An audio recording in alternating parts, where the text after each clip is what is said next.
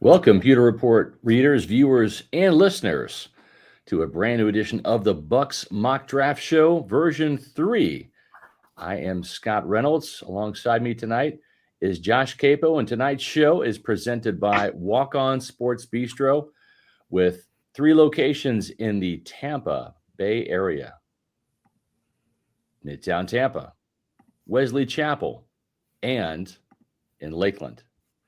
Now let's get to today's topic, which is going to be our latest Bucs mock draft. And alongside me is Josh Queipo. Tonight, we're going to be talking about our mock draft. I see you wearing an Appalachian State hat. You didn't go to App State. I didn't. My fiance did. Okay. And I thought that I would use this to make the case that the Bucs already have cornerback 2 on their roster. Oh, God, no. Oh, don't say it. Underberg. Oh, no. No. Former App Stater. No. Yeah.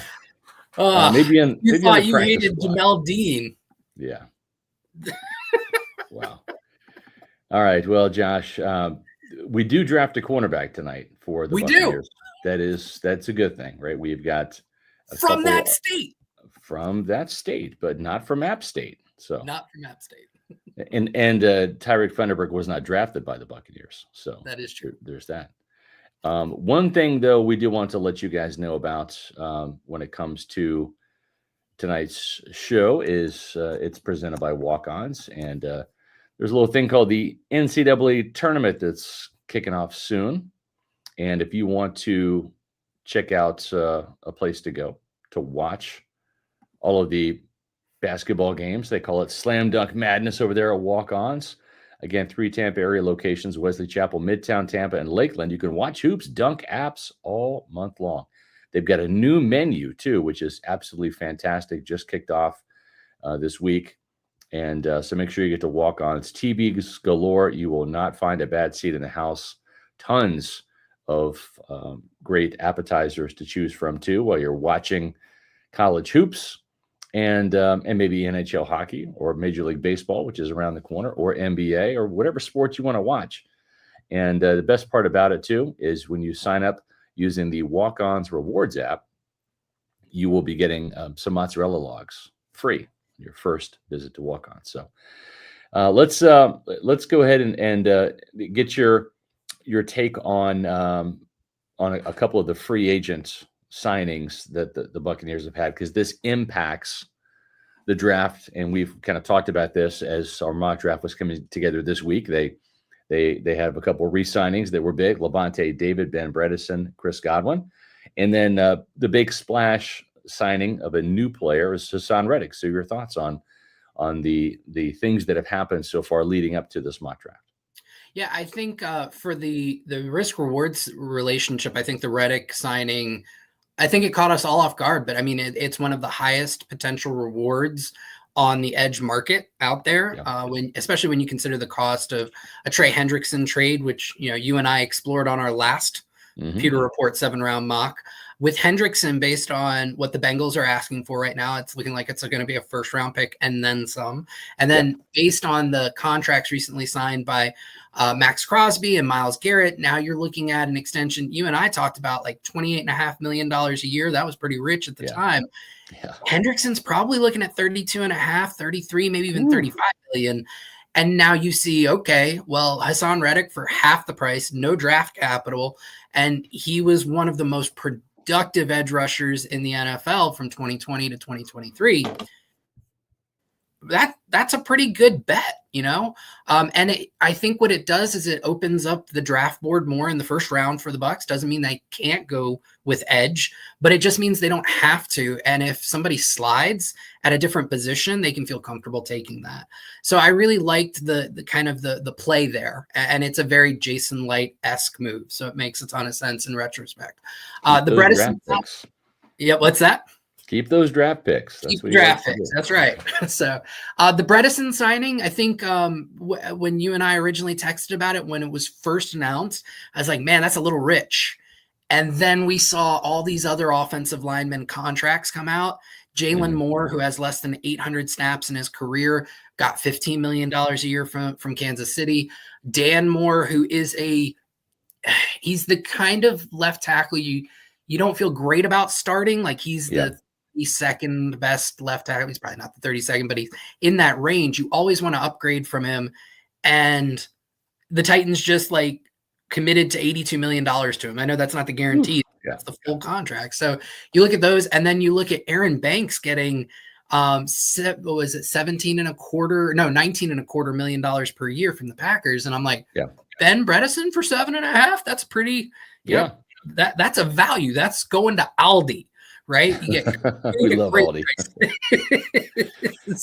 So I, in retrospect, when you consider the market, I liked it. Kindle Vildor, he's not somebody you're looking to start, but the Lions went really far with him last year through a myriad of injuries. He helped get them through.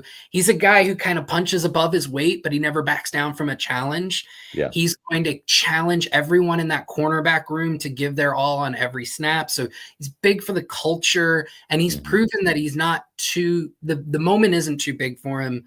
The NFC Championship game notwithstanding there. Here's what I like about this signing is, and also to the Anthony Walker signing from the Miami Dolphins, the inside linebacker.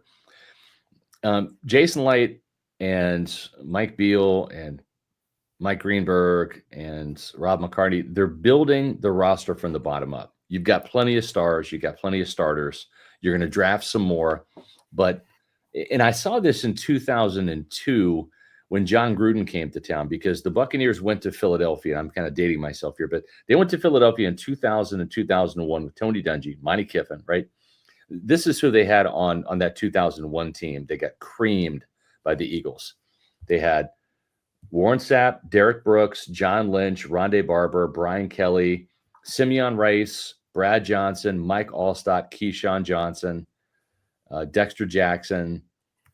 They had a bunch of star players, right? They got creamed by Philly, and Tony Dungy lost his job. Despite all those Pro Bowlers, those A-listers, all that talent, the reason why is football is a game where you find another team's weaknesses and you exploit them. The Bucs had a lot of A players. They had a lot of C players. John Gruden comes in the next year, gets rid of a lot of the C players and brings in B players. Building the roster from the bottom up. And if Vildor is better than Tyreek Funderburk, Josh Hayes, and I think he is, he's got 26 starts under his belt. Right. Then you've, and I'm not saying he's a B player, but those guys were like D and F players, and maybe he's a C player. So you've already leveled up there a little bit, right? I think Anthony Walker walks in the door. He's better than KJ Britt and JJ Russell. And so that is an instance where if he is linebacker number 4, in other words, if you have Levante David, Servassier Dennis, and maybe either Deion Jones, or you draft a linebacker and he is linebacker 4 or 5, like that's phenomenal. And he might end up being linebacker number 3. But well, and that's the thing. I was going to say he's an upgrade at 3 from what the Bucs had last year. He's an upgrade over KJ Britt. He's an upgrade over JJ Russell. And he, who he reminds me of is Kevin Minter. Just a veteran who knows what he's doing, where he's supposed to be. He's not going to get you beat. Exactly. He may not win the game for you, but he's not going to get you beat. Yeah, I mean, I've only gotten into one game of his tape. I watched the Rams game last year, and last year was a down year for him. I think he had a concussion, he had a hamstring injury later on in the season, so battled through injuries. But he knows how to kind of cut off a passing window. He knows how to carry a seam and pass it off and look for the dig behind it, which was something that the Bucs struggled with last year. And something that I've been looking more and more into, there are a couple of like real hardcore tape junkies who cover the Seahawks who have kind of started to explore looking at linebacker coverage a different way than your traditional, like what people, you see it all the time, right, Scott? Like people go and look at the PFF grade, right? Oh yeah. And we know that teams don't really look at PFF grades a whole lot, right? They use PFF data for a Yeah. lot of things. Like they really do use the data, Mhm. but the great actual grading they don't really use. But Right. one of the things that I've started to explore, and I think it's a really interesting way of evaluating linebacker play, is basically what doesn't happen, right? And the idea is, how many yards does your defense give up between the Yeah. hashes from 0 to 10 yards off the line of scrimmage, which is Mhm. predominantly where your linebackers are responsible for That's right. That's coverage. linebacker level. Yep. Yep. The 9 games that Anthony Walker played last year, where Mhm. he started and played most of the game, right? The Dolphins averaged only allowing 80 yards in that space per game. Mhm. If that were an entire season's worth of data, that would have been the 10th least in the NFL. That's pretty Wow. good. Yeah. That is pretty good. So regardless of what you want to say about his quote unquote grades, and watching that Rams game, he's Yeah. a smart fella. He knows where to be. Yep. And Very he's high character guy, good leader, good communicator. Yeah. he's a solid tackler. His missed tackle rates are typically in the low teens, high Mhm. single digits. I think that is a perfect depth signing where Yeah. if somebody goes down, you feel comfortable putting him in there and feeling good about the defense isn't going to all of a sudden just get gashed. I Yeah. like it. I like the Kevin Minter comparison. I also like the guy that we have at number 19 for the Buccaneers. Oh, And we doing this.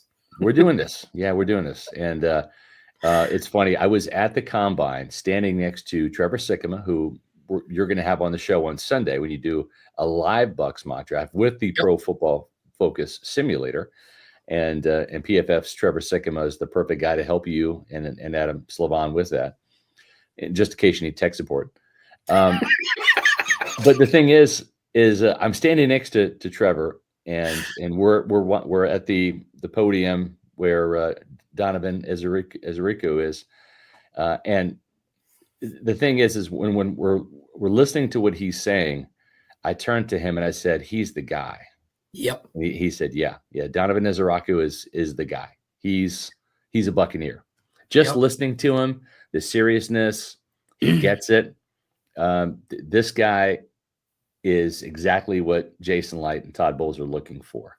Yep. And there's a couple of dots we'll connect here, but I said he's going to be in our next mock, and he's like, "Oh yeah, he's going to be in my next mock too." And great minds think alike, because I respect Trevor's opinion a ton, and vice versa, and I think that this is a player that when you have Hassan Reddick for 1 year, he is a Temple guy, right?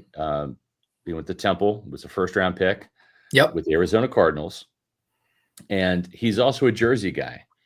And Reddick lived about an hour away from Elizabeth, New Jersey, which is where Todd Bowles is from. And so he and Todd both went to Temple.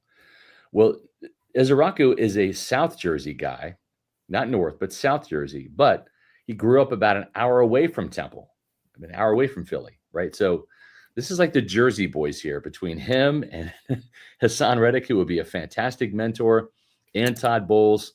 The long arms, the pterodactyl arms, 34-inch arms. The production is there. It's not just a one-year wonder situation like with Mike Green. He had 8.5 sacks as a sophomore. His numbers dipped a little bit. He came back with a vengeance last year. 16.5 sacks, 21 tackles for loss. The forced fumbles are there. He's a ball hawk in that respect. There's so much to like about Donovan Ezerico. And when you sign Hassan Reddick for 1 year, you can bring this guy on board. And Josh, if your four-man rotation is Yaya Diaby and Hassan Reddick as the starters, and Donovan Ezerico and Chris Braswell as your backups, as your second hockey line, right, coming in, I don't know that there's going to be a ton of drop-off, especially if Braswell levels up in year 2 as this team is expecting.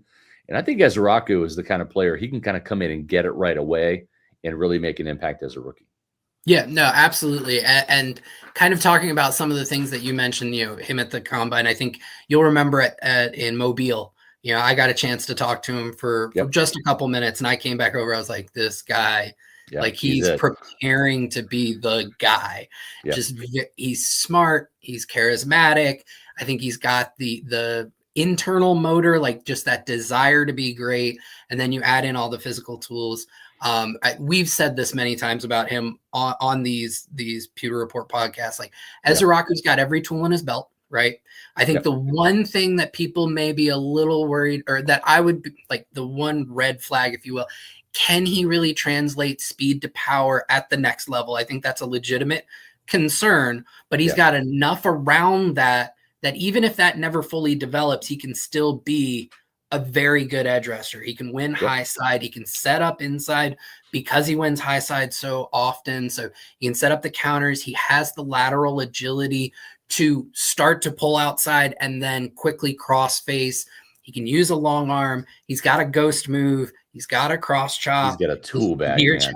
I mean, just about everything, right? Like just about everything. He's got the spin move, both outside and inside. So all of that. And then I know people are maybe a little bit worried about his run defense at his size, but because of his long arms, he just keeps guys off his frame, and he's constantly looking in the backfield, which has helped him become a productive edge rusher, right? In terms of the pass rushing, the sacks, the actual finishing that the Bucs are definitely looking for. But it also allows him to still set the edge well enough. Setting the edge. Josh, you and I were sitting there at the Senior Bowl watching the edge, because that's what cool people do, is we watch the edge players. And you and I, we were like hip to hip, lockstep, watching these guys doing the one-on-ones, everything. Then we get to the team drill, and we're watching Ezraku, and he literally just throws his body, slams into tackles, just smashes into tight ends.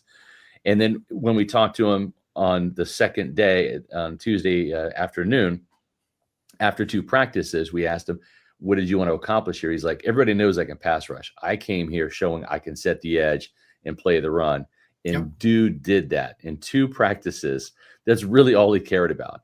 I mean, he had some good rushes, but man, he was balls to the walls against the run and just, setting the edge, closing gaps, making tackles. I was super impressed with the level of physicality. It reminded me, they're different players, but he reminded me of Shaq Barrett at 6'1", 252, how well he plays the run and sets the edge in his prime for an undersized guy. And I appreciated that about Ezraku's game. And what he does is he evens out the edge room in terms of body types, right? Yeah. So like your Anthony Nelson, your Chris Braswell, your Yaya Diabys, all 3 of them are really more linear athletes. They don't really have a ton of bend to them. They like to win with power and then just creating room so that they can get inside to the quarterback. Reddick brings bend. And so does Ezraku. And I'll give you just a couple of things here for our viewers. So Hassan Reddick, who is known for winning high side, known for his bend, right? And these drills aren't everything, but it gives you some comparisons. Reddick's 3-cone drill back when he was coming out of college, 7.01 seconds. Ezraku, 3-cone, 6.94. Reddick, short shuttle, 4.37. Ezraku, short shuttle, 4.19. And then you go to something like, I don't know how familiar our viewers are, but like the hoop drill at the combine. I had one person in the NFL, an executive, tell me, that's that kid's superpower, right? Like just watch him run the hoops. The bend is there for days. I dare say he has the best bend in this class, even above a Mike Green or an Abdul Carter. So he has all of those traits. And then I know some people are like, well, why sign, Reddick and then draft an edge at 19 in first round? He's not going to get to play much. Todd Bowles likes to cycle his edge rushers. There is no reason why your second level or your second team edge rushers in year 1 can't get 25 to 30 snaps a game. And that's just in year 1. And if the Bucs have shown us anything, it's that they don't just draft for this year. They're thinking long-term, that's right? And I think the same thing happens with Braswell, is you can still find reps for him. And it wouldn't necessarily stunt his growth. The Bucs would love nothing more than Anthony Nelson to lose snaps. Absolutely. I'm sorry. They signed him $5 million a year. That's perfectly fine for a depth edge. They know they can play him on early downs. You could probably kick Nelly inside for some stuff to maybe take over for Will Golston, but they would love nothing more than for his snap count to go down, because Braswell and say an Ezraku are both developing and really coming into their own as actual 1v1 winners. The other thing too is, and they're not giving up on Braswell. They're still very high on him. But Absolutely. This is a safety net, right? Remember, they drafted Kalijah Cansey 1 year after they spent their top pick on Logan Hall, because they didn't see enough from Logan Hall to like say, oh, we're sure we got our guy. So they went and drafted Kalijah Cansey. I don't think you can look at Chris Braswell's rookie season and say, oh yeah, he's going to be a stud, starting caliber edge rusher. Yep. We don't know that. I mean, they hope that's the case. You don't count on that. Absolutely. You don't count on that. Exactly. So this is a great hedge. You can never have too many good pass rushers. Just ask Patrick Mahomes, who saw all of the Eagles pass rushers in the Super Bowl, wave after wave after wave. You had backups like Milton Williams, getting just as many sacks as Josh Sweat. And, even Jalix Hunt, I think, had a sack and a half in that game. So, I like this. Let's get to a couple comments here about this pick. This is from Bill Vincent, who is a Pewter Report TV channel member. Appreciate that. Looking forward to the draft. Do we really think the defensive end from Boston College will be available at 19? I think he will. Yep. So just to like really, Bill, to address your thing there, obviously there's no crystal ball for Scott and I to look at to say exactly who will or won't be there. So what we have done this year is we're taking a look at the kind of the consensus board. If you go out there and Google, there are lots of really great resources where you can kind of see, based on the entirety of the consensus of all draft analysts who are publishing boards and what they think will happen. This is where guys could be available or where they're kind of looking at being available. And Ezeraku was available at 19 based on the boards that we looked at in most cases. I think the highest anybody has him going at is something like 12, but that was only like one board, right? So most of them have 19 or later. Yeah. So Steve asks, at 19, if Ezeraku, Campbell, and Barron are there, who do we choose? Well, we chose Ezeraku. Jihad Campbell, we've talked about him before. I just watched some more film on Jihad Campbell, and I just don't know about Jason Lights and Todd Bowles' appetite for taking another off-ball linebacker in the first round. Granted, this is not a top 5 pick like Devin White was, but it just seems to me Jason is a trench guy in the first round. And you look at, the players that he's drafted, some have been great, right? Joe Tryon-Shoyinka was not who they expected him to be. But Vita Vea, Tristan Wirfs, Graham Barton, Kalijah Cansey, he likes to build in the trenches, and he knows that he needs pass rush help. So does Todd Bowles. It seems to me that when you look historically, Jason's only drafted one cornerback in the first round. It was Vernon Hargraves.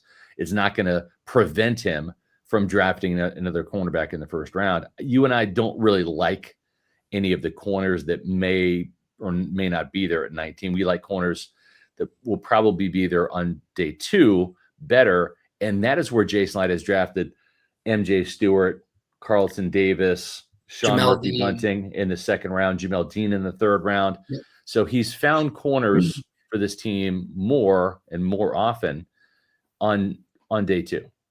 Yep. Yeah, and just in general, to find a premier edge rusher, it typically requires a first-round draft pick. If you look at some of the best edge rushers around the league, most of them are first-round draft picks. If you look at some of the best linebackers in the NFL, right? Fred Warner was a day 2. Was he third or fourth rounder? If I remember, Warner was third rounder from BYU. Dre Greenlaw was fifth rounder out of Arkansas. Was a fifth rounder. But going a little bit further back, Bobby Wagner was a day 2 guy, a second rounder. Levante David was a second rounder. Demario Davis, I don't believe, was a first rounder. Roquan Smith was, right? Yeah. So not that they aren't. He's the outlier, though, really. He was the only Pro Bowl linebacker this year for the AFC or NFC that was a first rounder. Everybody else was not. So and the bust rate for linebackers in the first round is so high. And just philosophically, and I'll just go off of my own thoughts here. Yeah. For a linebacker to really stand out in the NFL, they have to be a premier coverage guy. That's what makes those guys unicorns. That's what makes them special, because all of a sudden it opens up so much more of what you can do. You can stay in base personnel against 11 and really shut down the run. You can do so much extra stuff. Yeah. There are a very, very, very minuscule number of guys who can do that. Yeah. Nobody can do it as a rookie, right? Yeah. I generally think that linebackers in their first year, I don't care how good they were in college, they're not going to be good at covering in the NFL at those speeds. It's just not going to happen. Yeah. It's not going to really develop till year 3 or 4. Roquan Smith did not look like a great linebacker till he was basically traded to Baltimore. That's when it really clicked for him, right? That's when he became elite. It's really that year 3 or year 4. So then you ask yourself, okay, so if we can't count on the coverage skills, what can make a guy stand out early?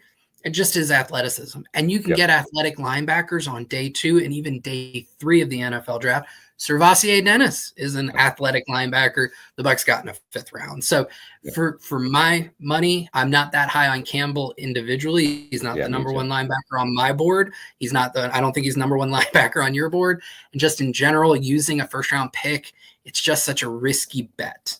Yeah. And the Bucs fans have been saying the Bucs have got to draft a really good edge rusher. Well, if you want to do that, you've got to usually spend a 1st round pick on it. Yeah, I agree. Kind of like when you go to walk-ons and you play trivia, right? You're betting on the fact that you're going to get all those picks right, and when you do, you get some cool prizes. Live trivia Mondays at 7 p.m. at Walk-Ons, Wesley Chapel, Midtown Tampa, down there by the stadium, and Lakeland. The top winning teams receive exciting prizes. So just whether it's your significant other or all your friend group or whoever, bring a team in play and increase your chances of winning. Live trivia Mondays at 7 p.m. And remember, it's a great time to go to Walk-Ons because happy hour specials are from 3 p.m. to close. And if you happen to miss Walk-Ons on Mondays, well, just know that Tuesdays are all-day happy hours at Walk-Ons, including $5 Tito's. So a couple of great ways to start the week there.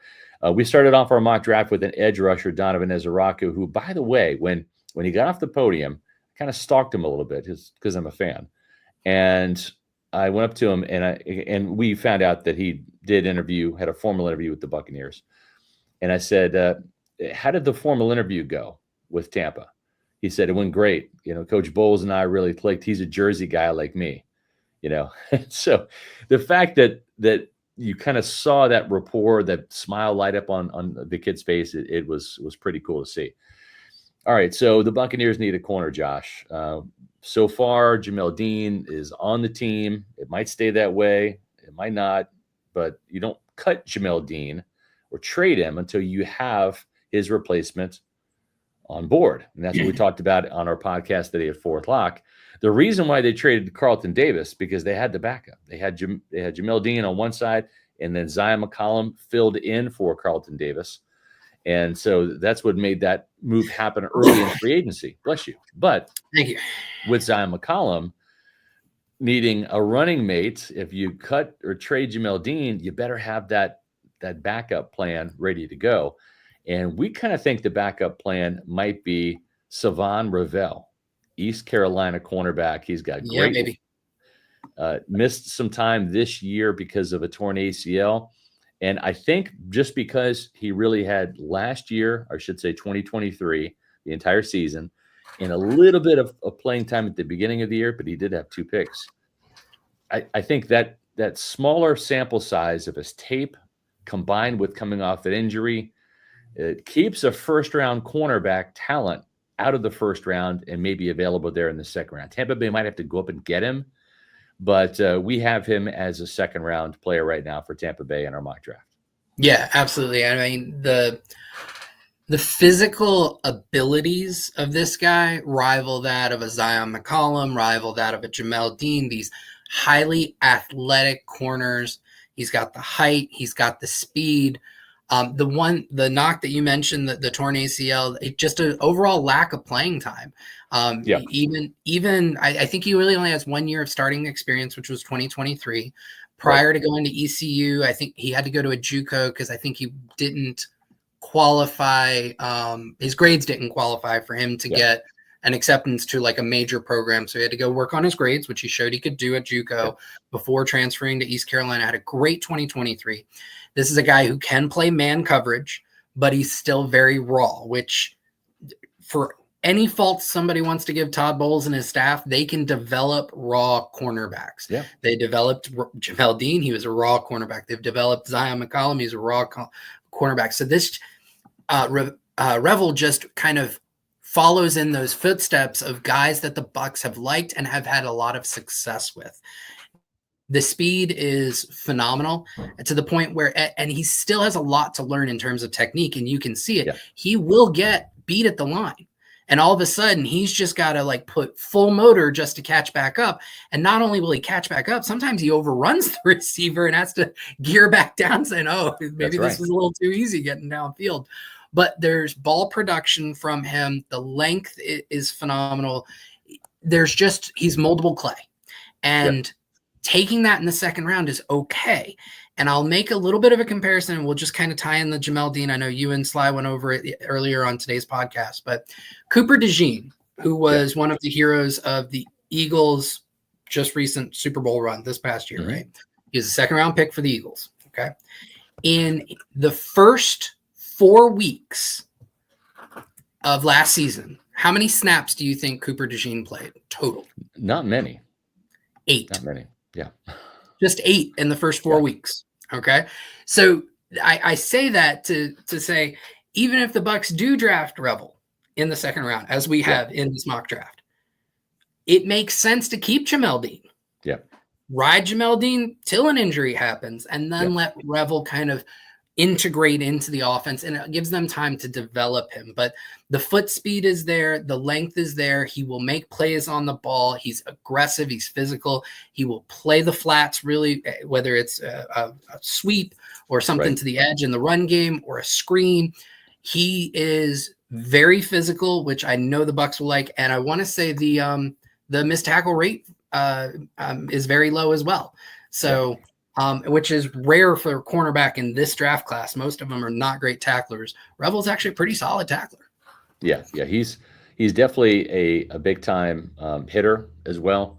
And I'm with you. If Jamel Dean stays in this team and he ends up being cornerback 3, right, by the end of the season, even at or with the $15 million cap hit, whatever, it doesn't matter how much a guy makes on the depth chart, right? You can't have a $15 million starter and a $15 million backup, but if you have a rookie contract starter and a $15 million backup, it's not the best use of funds. But I will say this, if Jamel Dean ends up being, and when I say Jamel Dean, Super Bowl champion, Jamel Dean, who has multiple years in Todd Bowles' system and scheme, knows the players, has chemistry with them, is a good locker room guy. If he ends up being the backup, like there are far worse backups around the league because this guy knows the ins and outs. And when he's healthy, he's a good corner. It's just the problem is the reliability is not there because go look at the last 2 playoff games. He has not been able to finish either one. The Detroit game in 2023, the Commanders game this past year. And that has hurt the Buccaneers. So if you get other starting caliber cornerbacks on this roster and don't let Jamel Dean hurt you, meaning be forced to play guys like Tyreek Funderburk or Josh Hayes, then you can live with Jamel Dean for another year. Yep. The other thing with Revel, like another corner who's I think a lot of people are interested in up at this area would be Morrison out of Notre Dame, right? Yeah. And the thing that I like about Revel is that the hips are much more fluid. Morrison's got much tighter hips. And with that, I think Revel gives you a lot more creativity in terms of the coverages that can play. He can go both man and zone. And for those people who are big on ball production, and I know there's been a lot of conversation around Jamel Dean's ball production, and you and I have had lots of conversations. I just tend to not measure things by interceptions, but let's look at the totality of ball production. Revel's got it in both, right? So he had 2 interceptions in 2024. Well, that doesn't sound like much. He played 3 games.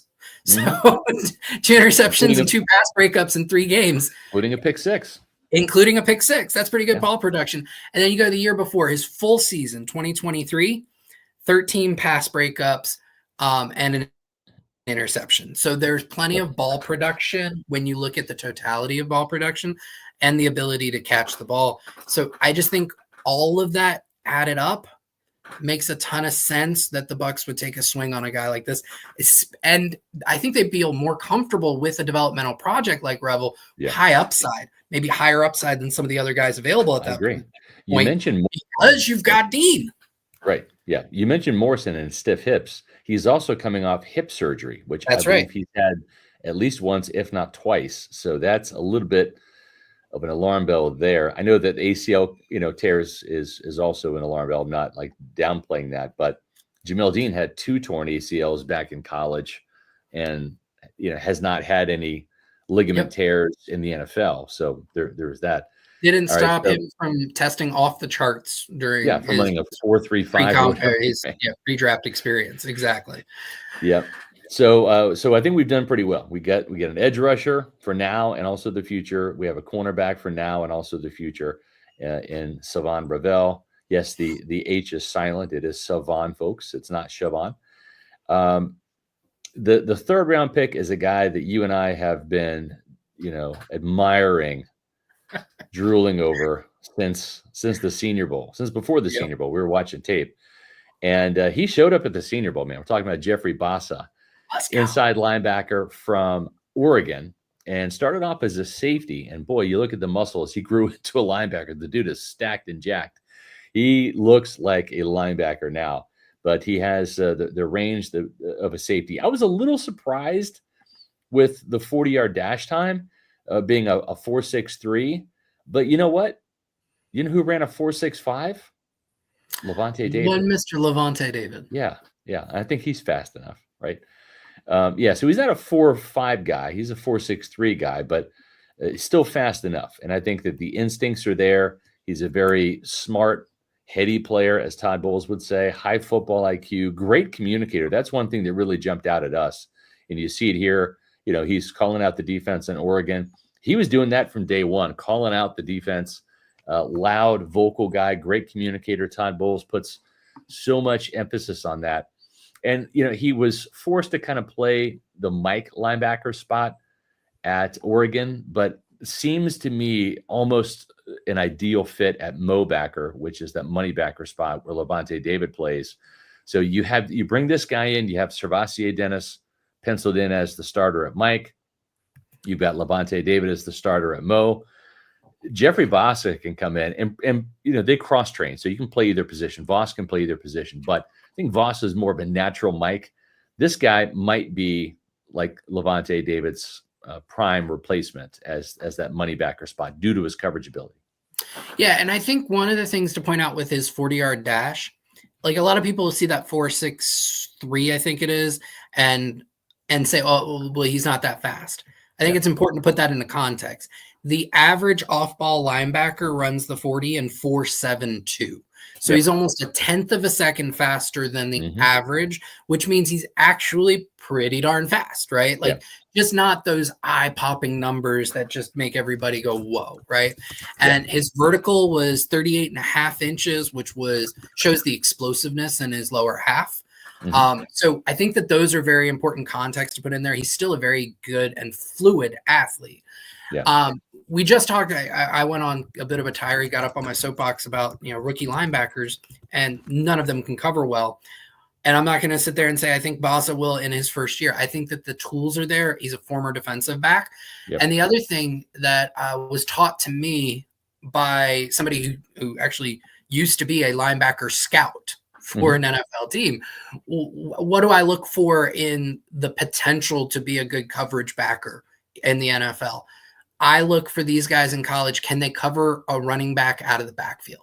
Can they get to the flats? Can they cover a guy coming out on a two-way go? And Bassa is one of the best in this class at being able to do that, which means I'm not guaranteeing he's going to be a great coverage backer 3-4 years down the line. I'm going to say that he's probably got a better chance at it than some of these other guys in this draft. So for those reasons, and then there is the story from the Senior Bowl. I've told it. I think I did it as part of the write-up for the mock draft, but just his ability to fill out that crosser developing behind him in the 11-on-11s, get the pass breakup down the line. Like, I'm a big fan of the potential for Bassa, and I think that there's a lot there that the Bucs can work with. Yep, I agree. And also, not just Levante David running in the 4.6s, but Servassier Dennis also ran a 4.63, an identical 4.63. And he's certainly fast enough for the Buccaneers. And I believe that Jeffrey Bassa will be as well. So that is the first day, and day 2 is in the books now for the Buccaneers with 3 defensive players. Josh, we've gotten I think we've addressed some needs, and we've gotten some really good value on the board as well, with Donovan Ezeraku in the first round, Savon Rebel in the second, and Jeffrey Bassa in the third round. But there's one guy who's unhappy with us. One guy who's like, come on, what about me? Giving me a new job and new toys. That's right. Come on now. Jason, Todd, help me out. It's been a little boring here for the first 2 days of the draft. I'm the new offensive coordinator. How about a wide receiver? Josh, we have a wide receiver for the folks, for the Pewter people, and that would be Maryland's Ty Felton. Yeah, I really like Ty Felton when I got into his tape. And what's interesting is when you look at his 2024 production, when he finally got an opportunity to be the guy at Maryland. He was the guy, amazing. all right. 96 catches, 1,124 yards, 9 touchdowns. That's fantastic, right? And he really was their passing offense. Yeah. But looking a little bit deeper, he played most of the season with an undisclosed injury. Yeah. And you could see it was night and day. I watched it. It happened in week 5. Mm-hmm. And from week 5 on, he was a bit of a different receiver. But those first 4 weeks, some of the most productive receiver production, I'm a victim of my own syntax there, in all of college football. He was averaging over 4 yards per route run through those first 4 weeks. And it did come down, afterwards, but a lot of that I think was due to that undisclosed injury that he had. But this is a guy, he's got plenty of speed, right? I think he ran the 4.3s at the combine. 4.37, he blazed. Yeah. Fast guy. He's a little under 200 pounds. And I think the Bucs are looking for somebody in that mold of 200 pounds or more, but I think he can actually add to his frame there. But just a very nuanced route runner. He can create long speed. So that's the one element I think that the Bucs are kind of missing from their passing offense, is somebody who can really stretch the field. They tried that with Trey Palmer a couple of years ago. I think Felton can be a better version of Palmer. He's a little bit more linear. He adds a few too many steps on the comebacks, but he finds space in zones. And he's at his best on slants, curls, posts. Just one cut and just boom, he explodes.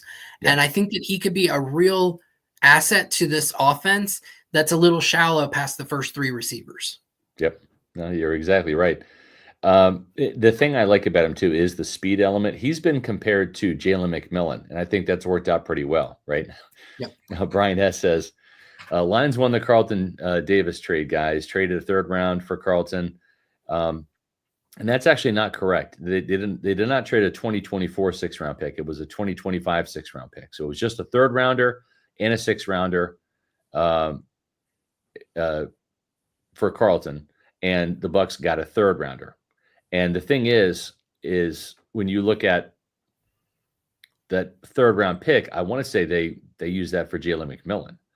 So, and I do understand that Carlton Davis will likely get the Lions a 4th round compensatory pick because he signed a big contract with the Patriots.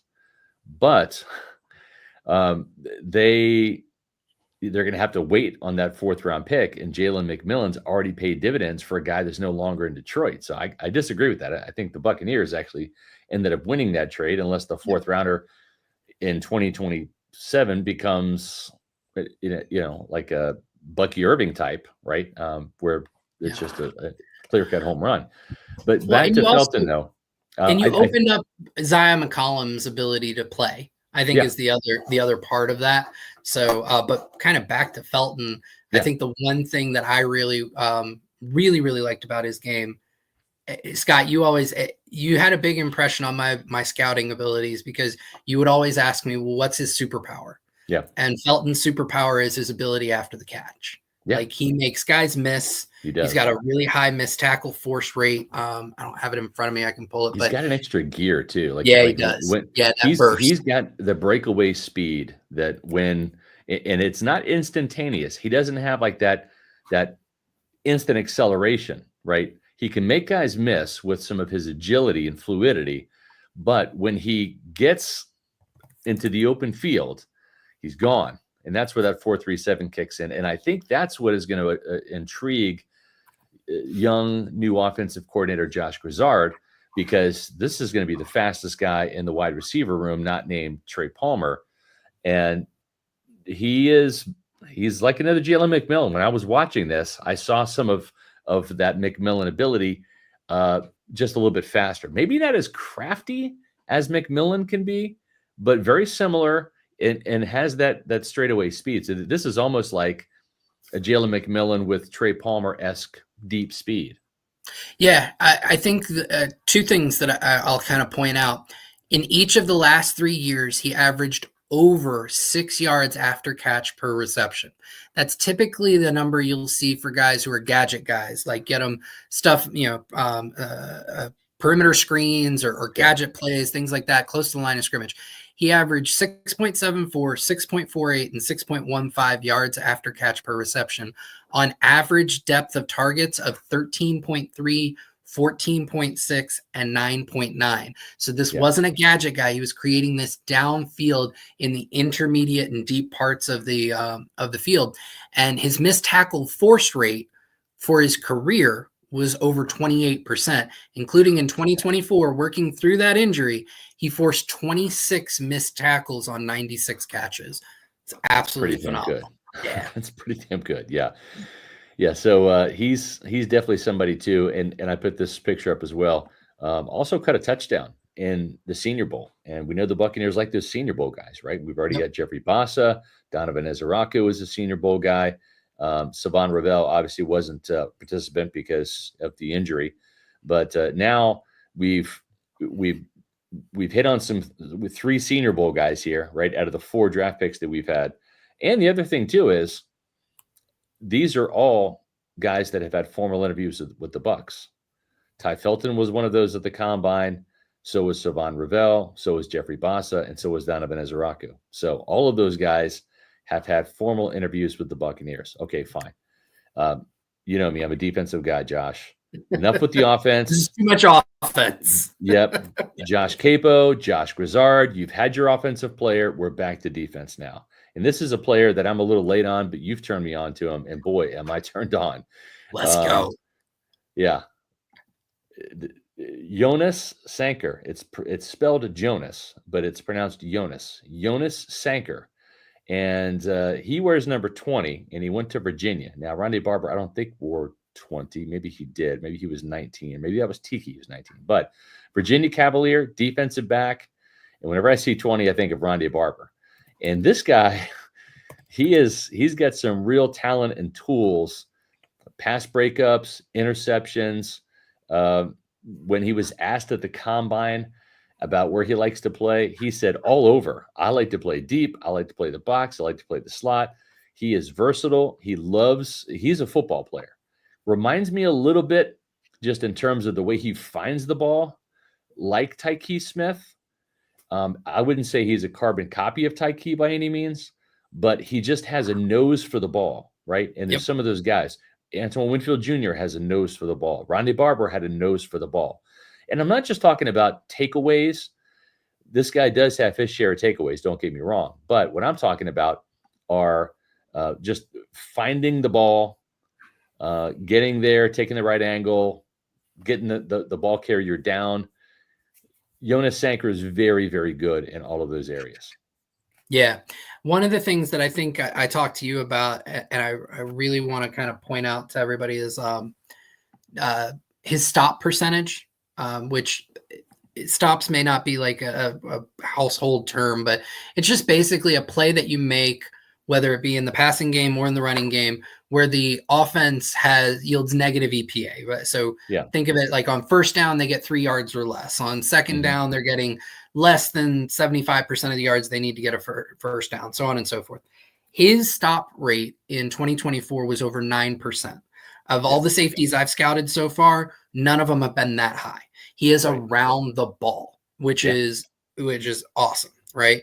And then playing from the box, his yards per coverage rep was 0.6 this past year, 5 pass breakups, an interception. So he is a guy who has just a nose for the ball. And I love him as a box safety. And I know he likes to move around, and Virginia did move him around. He had snaps in the slot, he had snaps up top, but I think he works at his best kind of in the box, let him work downhill because he's got a quick, violent trigger and he loves to blow stuff up. And that's, when Jordan Whitehead was at the peak of his powers, that's what he did at kind of a better level than anybody else in the NFL. And Sanker is a sure tackler. His missed tackle rate over the course of his career is 10.6%. It's never been more than 13%. He forces fumbles. So, and then the coverage stuff is actually pretty solid. I'm not going to say it's phenomenal, but I think the way that I would compare him, there's a safety who's being looked at in the first round, right? Malachi Starks out of Georgia, who is phenomenal. One of the best players in the draft, in my opinion, from what I've seen so far. Sanker is like a poor man's version of him, in my opinion, just not as fluid in space, but he just gets to the ball quickly and makes plays. Yeah, I totally agree. I stand corrected. Actually, Brian is correct. They did trade 2 sixths last year's and this year's, in addition to Carlton Davis, for a third. I still think the Bucs won that trade, even if you're talking 2 6th-round picks for Detroit plus a 4th down the road for compensatory. I'll take Jalen McMillan. I call it a win-win. I think both sides got what they wanted out of that deal. That's a good trade. You love it when both sides win. Absolutely. Well, I like it when the Buccaneers win, and we can consider them as a win in the win-win. I'll certainly accept that. When it came to the combine, Jonas Sanker, who's a dead ringer for Jalen Hurts. Can we just say that? Like he looks just like Jalen Hurts. He had a great combine and had a really good showing with the physical testing as well, and that shows up on tape too. He is a very good athlete, and pulling up the combine statistics here. 4.48 40. Unofficial 2.6 seconds split on the 20-yard split, 1.57 on the 10-yard split, 36.5-inch vertical, 10, what is 10, it? 8. 100. Yeah, 128 inches on the broad, which is phenomenal. Did not do the agilities, which kind of matches up with what I saw in tape, which is stiffer hips, right? So not the most fluid out in space. And I think that's part of the reason why him and many other athletes opt out of the short shuttle and the 3-cone, because they know that that's where they'll kind of pull that RAS score down. Yeah. And also, too, at the same time, some players like to split it up. They don't like to do everything at the combine. They'll split something. They'll leave a couple of drills for the pro day just because it's a lot, right? I mean, you're already kind of mentally exhausted. You're waiting in line for hours to do the ACL, the MCLs, all the medical. It's a mental toll. Then you get out there and you're asked to do things like bench press, which take some of your energy away. Then the 40-yard dash, then the field drills, then the other agility testing. It is a lot to do in a very short period of time. And so sometimes players like to kind of cut it up a little bit, and I'll save some of the drills and the testing for my pro day and do some at the combine. And maybe that's what happens. Maybe he'll do some of that stuff at Virginia. I don't know that he needs to. His tape is really good. 5th round, we might be generous. This might be a 4th round kind of guy, but if they can get Jonas Sanker, you're talking about a guy with Tyke Smith and Antoine Winfield Jr. that just have a ton of positional flexibility. And Todd Bowles, I think, would love the chess game that he could play with those 3 players there. Yep. The last pick, remember, there's no 6th-round pick because, yes, the Buccaneers did give up a 6th round this year for the Lions in that trade. The 7th-round pick, this is such a deep defensive tackle draft, Josh. And the theory is if you take one early, like if you take a defensive tackle in the 2nd round, you might be getting one of the upper echelon tackles, where in some years, if you take a defensive tackle in the 2nd round, you might be reaching. There might not be much difference between a 2nd and 3rd round defensive tackle. The defensive tackle class this year is so deep, you might be getting a mid-round player in the late rounds. Yeah. And I think that might be the case here. Tonka Hemingway, that's his name, folks. Tonka Hemingway, It's out a of first South round Carolina. name. Yes. I loved his interview. He did have a formal interview with the Buccaneers, just like Jonas Sanker and just like Ty Felton, and just like Donovan Ezraku, and just like Jeffrey Bassa, and just like Savon Rebel. Tonka Hemingway, formal interview with the Buccaneers, had a fantastic showing at the East-West Shrine game where he had a sack. There he is sacking Brady Cook out of Missouri. And he also had 2 pass breakups.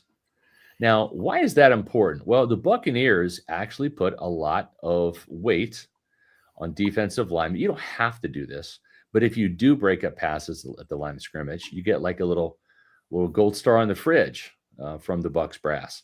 They like that because what it shows is it shows pass rush awareness.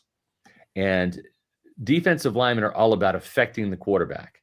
If you can't get to the quarterback, and let's face it, Josh, in this era of RPOs and sprint outs and smoke routes and wide receiver screens, the ball is getting out of the quarterback's hands quicker than ever, right?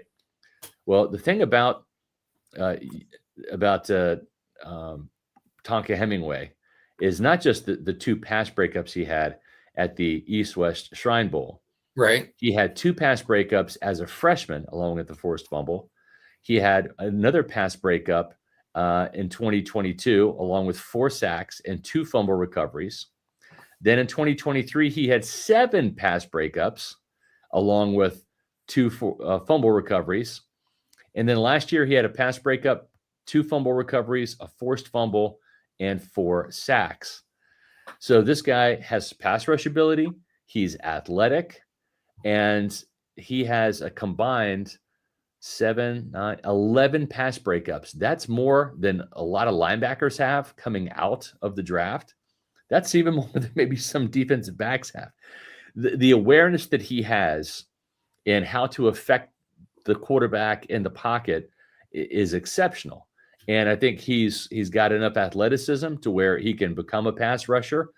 I think his ceiling would be like defensive tackle 3, but you draft him as a potential replacement for Logan Hall, who's entering a contract year, right? He's not going to be a starting caliber guy, but as a wave pass rusher, a guy that can come in and give you 12 to 20 snaps off the bench, there's a lot to like there. Oh, by the way, this is how good of an athlete he was. This is a fumble recovery for a touchdown against Oklahoma. He also caught a pass playing on field goal. This was a fake field goal where he almost scored. And then he actually did have 2 rushing touchdowns. They lined him up in the backfield and gave him 2 carries near the goal line and ended up scoring 2 offensive touchdowns. So South Carolina found a lot of production from this guy in special teams, defense, and even a little bit on offense, Josh. Yeah, I mean, and he's somebody you can move along the front. He's not somebody you're going to put at the shade. You're not going to put him at the zero technique. He's not a nose tackle, right? Because he's a little under 6'3", and I want to say like 285 pounds, right around there, right? Yeah. But he's more of that gap slipping, 3 technique who you could put out at the 5, right? Yeah. So on base downs, theoretically, you could have Vita at the nose and then Cansey and Tonka kind of running those heavy ends, right? Yeah. And he's just disruptive. I think you mentioned the awareness, like for those who play Madden, his awareness rating would be very, very high, even if the rest of like the skills that they do would be a little bit lower. So, but it's just, he keeps his eyes in the backfield. He's constantly searching for the ball, and it's just allowed him to become a playmaker. Does he have the strongest anchor? No. Is he somebody you're going to want taking on double teams? Absolutely not. He'd probably get folded a lot like Logan Hall does. So I think the comp to Logan Hall has some similarities both on the high side and the low side. But he's got the burst, like the explosiveness in his lower half. Yep. And he moves across 2 different planes so well. So it's not just exploding upfield, but especially against so much of the NFL offense these days is moving horizontally, even behind the line of scrimmage. That's right. He gets to those spots before offensive linemen can reach him. So now he's moving across the field and up the field, getting into the backfield and becoming disruptive in all sorts of different ways. Is some of it guesswork? Yes. Is some of it he's going to guess the wrong gap to shoot into and end up allowing a big play? Yes, but Bucs fans should be used to that because that's Kalijah Cansey's game. Right. And for better or worse, and there are some worse, there's a lot more better than there is worse. So I really like it because it also adds some juice for the pass rush because Kalijah Cansey's missed a few games each of his first 2 years in the NFL. And the pass rush is noticeably different when he's not on the field. Yeah. I know everybody talks about Hall having a breakout season last year. He got lucky with some of those sacks. They weren't exactly clean wins. He wasn't exactly like.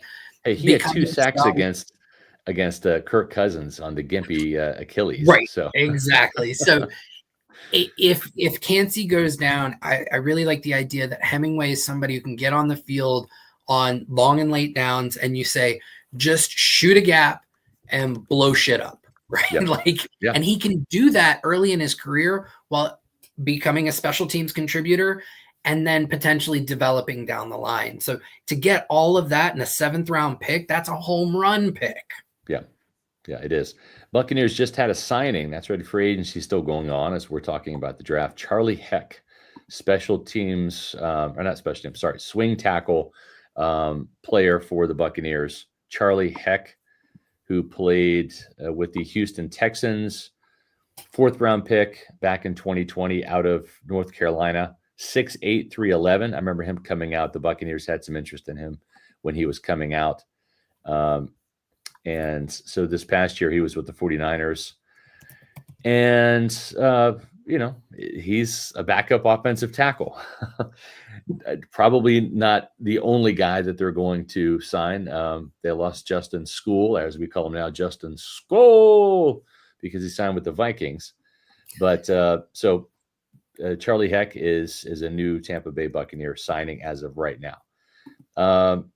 So that is our mock draft tonight. Before we get out of here, we do have a $5 super chat from Meets McGee. Thank you so much. My dream picks are edge or corner in the first, then in the later rounds, Chris Paul or Jeffrey Bassa, Tony Horton, Kobe Bryant. You and I both like Kobe Bryant. He's a fun film study. Dude is tough as nails. 6 foot, maybe $180. He plays like he's 6'2", 210. He is such a tough guy. And I hate the Kansas Jayhawks. I think that's pretty apparent. I've got a Kansas State banner there as my Kansas State diploma right there. But you find me a good Jayhawk and put him in Tampa Bay, I'm all about it. Aqib Talib was fun while he was down here on the field, not off the field, but on the field. The dude was a ball hawk and he was a good player. So I'm with you on that. Also want to recognize Mark Swigert for joining us in our Mark TV channel membership. So thank you very much for becoming a channel member. We greatly appreciate that. If you want to become a channel member too, go to the front page of Pewter Report TV, our YouTube channel, and click on the join button. That'll give you all of the options there for that. Buccaneer Bryce says, Kobe Bryant, my favorite day 2 corner, feisty ball hawk. Scott always talks about having ass kickers on defense. He has that swagger mentality, and he does. He was one of my favorite interviews in Indy. Go trenches in the first, linebacker and cornerback on day 2. Definitely agree. I do have a question for you about that, Scott. Yeah. If the Bucs draft Kobe Bryant, yes, would it be incumbent upon the team to also sign the recently released Shaq Mason or Shaq Barrett, just to have Kobe and Shaq? Shaq, I like where you're thinking there. Christopher Oxentine, no one that isn't a Jayhawk likes the Jayhawks. That's true. I mean, everybody does hate the Jayhawks. I mean, that's a fact. I'm with you, Christopher. But again, if they can play football, sign me up for them in the NFL. We like Dominic Puny out of Kansas last year, the guard at the Senior Bowl. He had a pretty good rookie season for San Francisco, if I remember correctly. Scott, I will give it to you. When it comes to them actually playing in college, your K-State, bloodlines run strong, and you hate Kansas players. As soon as they make it into the NFL, and especially on the Bucs, you become extremely objective. I have not heard you once this offseason vie for Josh Hayes to take over the starting gig from Jamel Dean and say we already have our starter opposite McCollum on the Josh Hayes is the Bucs gunner. Period. That's it. So he's very a gunner. objective when it comes to your Kansas football as soon as they make the Bucs. Exactly. Well, the other thing too, Josh, is someone like Kobe Bryant. If you were to come to Tampa, I have the complete satisfaction that he's never beaten Kansas State at all in his 4 years with the Jayhawks. If he wants to bet me on some K-State KU football, I'm fine. And we've split with the Jayhawks each of the last 3 years in basketball. So they don't even own that right now. Even though our basketball team's not that good, we still beat KU this year. So, and you've won some really nice bets with some Bucs players in the past over college sporting events. What was it? Blaine Gabbert took you out to a nice dinner, if I remember. No, he got you some really nice. He sent me through Goldbelly about $250 worth of barbecue from his favorite barbecue place in St. Louis, which was very cool. Yes. And Michael Pratt had to wear an awesome looking Kansas State shirt when my Wildcats beat his Tulane Green Wave. And also too, Christian Izzian has to don some purple too, because we beat Rutgers in the bowl game. So I'm doing pretty good. Now, I will say this. I did lose to Logan Hall in the Houston Cougars. That was a bad fucking K-State game. And I got to wear some kind of Houston gear for that. But it's all fun though. It's all in good times. A couple more comments and we'll get out of here. Zach Jarvis, Pewter Report TV channel member, says, can we get CJ Mosley from free agency? He's got a bad neck. That's the book on him. It's why the Jets let him go. I mean, like a really bad neck. Like it might be retirement time for CJ Mosley from what I understand. And I haven't evaluated him. I'm not a doctor, but just from some people I've heard in the league, that neck is problematic. So he may not sign anywhere. And I want to say he's 31, 32. So he's kind of like, towards the end of the career there too. Andrew says, if they draft an edge guy, would they put Hassan Reddick at $14 million on a rotation? He's going to want his snaps. And I don't see them taking out Yaya. Well, listen, they take out Yaya, much to my chagrin. I don't like the hockey line shifts that they use, especially like on third downs last year when it was like Joe Trine, Shoink, and Anthony Nelson on like a 3rd and 6. I'm like, where's Yaya Diaby? Okay. But if it were Donovan Ezeraku and Chris Braswell, sign me up. I don't think that we'd have much of a problem. Yeah, absolutely. Yeah. If you have 4 guys that can get to the passer on any given down, and I think that's what it would be. I think the improved Chris Braswell, if he's outside linebacker 4, Ezeraku's 3, Yaya's 2, Hassan Reddick is 1. If that's your quartet of pass rushers right there, I like that a lot. And sign me up for that. And you're not going to have that drop off from the hockey shift line 1 to hockey shift line 2. And look at the best defenses over the last few years. Yeah. The best defenses have a couple of things kind of in common, with the exception of the Vikings and Brian Flores. But a lot of them are just 4 down and go, especially on 3rd down, right? That's right. And they rotate their run. So the New York Jets, right? The Jets had a bunch of edge rushers and still went out and drafted Will McDonald, even though they had Reddick and they had Jermaine Johnson before that, right? They went out and drafted they had Bryce Huff before that. That's right. And they had Bryce Huff. So they were 4 deep, rotating, right? Yep. The 49ers are famous for doing this. Yes, Bosa stays on the field a lot, but he still does sub out some. The guy behind him still gets 20, 25 snaps a game because it keeps all of them fresh. So the Eagles, right? Everybody wants to model after the Eagles right now. They just let Josh Sweat go, right? Because they just continually bring basically 2 lines worth of pass rushers, and they're not afraid to draft in the 1st round and say, hey, you're going to be the B line year 1, maybe year 2. They did it with Nolan Smith out of Georgia just a couple years ago, right? His rookie year, he was the B line, even into this past year. It wasn't till late in 2024 that he kind of really emerged as the starter over Bryce Huff, who they gave $51 million to. Right. And he became $17 million a year. Exactly. So if you look at Hunt's going to be that guy to replace Josh Sweat. Yep. Well, and they also just drafted or signed Josh Uche just to have that constant we're always going to have somebody fresh who's bringing juice, right? Yep. So if you look at the best roster managements in the NFL, the Kansas City is doing it as well. Just about everybody. They want to be 4 deep at the edge, 4 deep on the interior defensive line, and they just want to continually give an onslaught of pressure. Yep. Speaking of pressure, you just paid Anthony Nelson $10 million to play special teams as outside linebacker 5. Yes, sign me up for that. I'm fine with that. Again, it doesn't matter. The economics don't matter on the depth chart. It only matters on the salary cap. So if you have your $14 million guy as your outside linebacker 1, and you have 3 guys on rookie deals, Yaya, let's say Donovan Ezeraku and Chris Braswell, all 3 of those guys on rookie deals. And then you got a $5 million man in Anthony Nelson, outside linebacker 5. It doesn't matter. And I like Anthony Nelson. If he is outside linebacker 5, and I know that he'll come in and give me quality reps and quality minutes and maybe even start in a pinch, yeah, I'm all about it. Sign me up. Nelson can be an early down guy, right? And then there's also creative ways to get Anthony Nelson's big enough that he can play inside.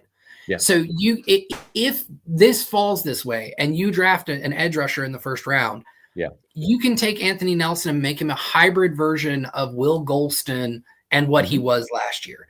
I said this on Twitter yesterday. Anthony Nelson will not have any impact on any team in the NFL's first or second round or third round plans, right? Right. He's just not that, I don't want to say not that important, but just from a roster management standpoint, you sign Anthony Nelson in case you don't get an edge rusher in the draft. That's right.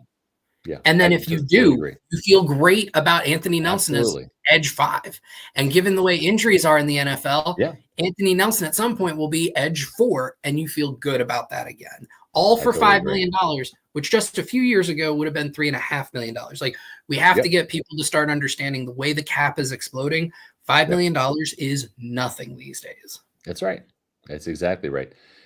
Sean Wallace, y'all like the linebacker out of Oregon, possibly 3rd round. Boom. That's exactly where we had him. And before we get out of here, we will run down our picks for you all. If you're joining the show late, please watch it over from the beginning, because we talk about free agency at the start. Charlie Heck is the new Buccaneer, the offensive tackle. But we started off with Donovan Ezeraku at number 19 as the Buccaneers' 1st round pick. We like the sack production he has, a high character guy. He is a Buccaneer man if you listen to any of those interviews. Then a bit of a ball hawking cornerback with great length, Savon Ravel out of East Carolina in the 2nd round, 6'2", 194 pounds. Jeffrey Bossa, number 3, 3rd round pick. Inside linebacker out of Oregon, had a great Senior Bowl. The Buccaneers love those Senior Bowl players. We get an offensive player, believe it or not. Ty Felton, wide receiver with 4.37 speed. Looks and plays like Jalen McMillan, and that's not a bad thing to have 2 Jalen McMillans on the team after McMillan really stepped up over the second half of the season. Jonas Sanker out of Virginia, bit of a ball hawking, ball magnet in the secondary, can play a bunch of positions, both safeties and the slot as well. Very versatile guy, very good athlete. And then that was the 5th round pick. And the 7th round pick, we're going to go with Tonka Hemingway out of South Carolina. The Buccaneers had formal interviews with all of these players at the NFL Scouting Combine. And don't be surprised if some of these guys have top 30 visits on deck as well. Just like you're not going to be surprised when you go to walk-ons and have a tremendous amount of fun and a tremendous amount of food, watching a tremendous amount of college hoops under a tremendous amount of televisions. They have more TVs there than you're going to find at Best Buy. And the great thing is they're all plugged in and they're all playing all of the games. So it's the perfect place to go for the NCAA tournament. You can watch hoops, dunk apps all month long at Walk On Sports Bistro. 3 locations in the Tampa Bay area to serve you: Wesley Chapel, Midtown Tampa, and Lakeland. Make sure that you download the Walk On's Rewards app. And every time you go there, you're going to get either free food or discounts and all sorts of great goodies with the Walk On's Rewards app. Well, Josh, it's been a lot of fun. We appreciate all of the Pewter people for tuning in to watch our show tonight and also reading the mock draft. on pewterreport.com. I'm going to put that in the chat just in case you have not had a chance to read the mock draft. You can do so, and you can send it to all your friends and tell them how smart you are, because you know who the Buccaneers are going to pick, because that's what we do at Pewter Report. We tell you who the Bucs are going to pick. We've nailed a couple Bucs best bets each of the last couple seasons, so hopefully we'll continue that streak again. I feel like we have a pretty good beat on this year's draft class, Josh, and you know, the Bucs aren't going to get all these guys. I wouldn't be surprised if they come away with one or two of these players. Yeah, I think that there is a good enough crop of players that they like that they're going to feel really good with this draft. And I would expect at least one from this specific mock draft to end up being a part of the Bucs draft haul. Which one that is, I can't say, and that's not like I'm withholding information. I literally don't know, but but I do feel really good that the team would grab at least one of these guys. Exactly. Just wanted to remind everybody, if you like mock drafts, well, we've got another one for you. It's not our official Pewter Report mock draft, but it's going to be one that Josh Queipo and Adam Slavon and Trevor Sikkema, Pewter Report alum, are going to do. And that is going to be on Sunday morning at 9 o'clock. It will be with the Pro Football Focus Simulator. And just in case the thing breaks down live on the air, we have PFF's tech support, Trevor Sikkema, right there to fix it. So that's the beauty of it. Trevor also knows a little bit about the draft too, as you may know from all of his appearances all across the web and on TV. He will be joining us. Unfortunately, I won't be there because I'm going to be traveling, but I'll be watching the show. So make sure you check that out Sunday morning at 9 o'clock. And make sure you stay tuned to pewterreport.com for all of the latest Bucs free agency news. We've got a free agency tracker that is updated, and it's got all of the signings, all the people who have left, how much cap room is left, everything. So pewterreport.com, make sure you check it out. Please like this video and leave a comment. That helps us with the YouTube algorithm. It helps our Pewter Report TV channel get in front of more awesome Bucs fans like you, along with their content. So we've had a great time tonight. We have 2 more mock drafts to go. One will be in early April, and then the last one will be just days before the draft. It'll be our final mock the last week of April. And we're looking forward to doing even more draft film study and getting some more players for these Tampa Bay Buccaneers. For Josh Queipo, I'm Scott Reynolds, saying thanks for joining us here on the Pewter Report live Bucs mock draft show. And we'll see you next month for the next edition of the Bucs mock draft show. Out.